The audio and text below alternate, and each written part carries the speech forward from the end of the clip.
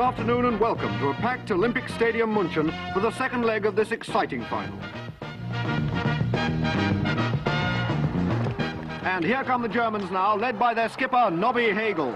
They must surely start favourites this afternoon. They've certainly attracted the most attention from the press with their team problems. And let's now see their lineup. The Germans playing 4-2-4, Leibniz in goal, back four, Kant, Hegel, Schopenhauer and Schelling, front runners Schlegel, Wittgenstein, Nietzsche and Heidegger, and the midfield duo of Beckenbauer and Jaspers. Beckenbauer obviously a bit of a surprise there. And here come the Greeks, led out by their veteran centre-half, Heraclitus. Let's look at their team. As you'd expect, it's a much more defensive lineup. Plato's in goal, Socrates a front runner there, and Aristotle as sweeper. Aristotle very much the man in form. One surprise is the inclusion of Archimedes. Well, here comes the referee, Kung Fu Tzu Confucius and his two linesmen, St. Augustine and St. Thomas Aquinas. And as the two skippers come together to shake hands, we're ready for the start of this very exciting final. The referee, Mr. Confucius, checks his sand, and they're off. Nietzsche and Hegel there. Karl Jaspers, number 7 on the outside. Wittgenstein there with him. There's Beckenbauer.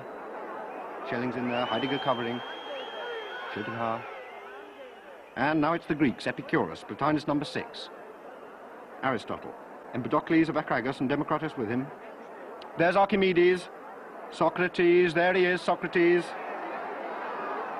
Socrates there, going through. There's the ball, there's the ball. And Nietzsche there, Nietzsche, number 10 in this German side. Kant moving up on the outside. Schlegel's on the left. The Germans moving very well in these opening moments. Well, there may be no score, but there's certainly no lack of excitement here. As you can see, Nietzsche has just been booked for arguing with the referee. He accused Confucius of having no free will, and Confucius, he say, name go in book. And this is Nietzsche's third booking in 4 games. And who's that? It's Karl Marx. Karl Marx is warming up. It looks as though there's going to be a substitution on the German side. Obviously, manager Martin Luther has decided on all-out attack, as indeed he must, with only 2 minutes of the match to go. But the big question is, who is he going to replace? Who's going to come off? It could be Jaspers, Hegel or Schopenhauer. But it's Wittgenstein who saw his auntie only last week. And here's Marx. Let's see if he can put some life into this German attack. Evidently not. What a shame. Well, now, with just over a minute left, a replay on Tuesday looks absolutely vital. And there's Archimedes.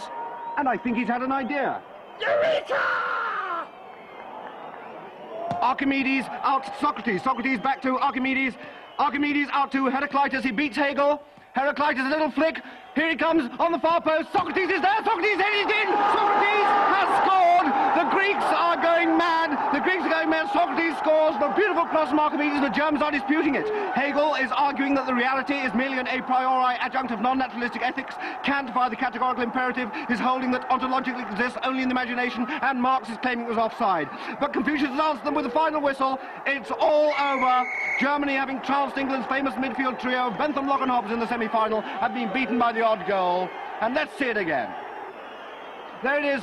Socrates heads in and Leibniz doesn't have a chance. And just look at those delighted Greeks. There they are, Chopper Sophocles, Empedocles of Acragas. What a game he had. And Epicurus is there, and Socrates, the captain, who scored what was probably the most important goal of his career.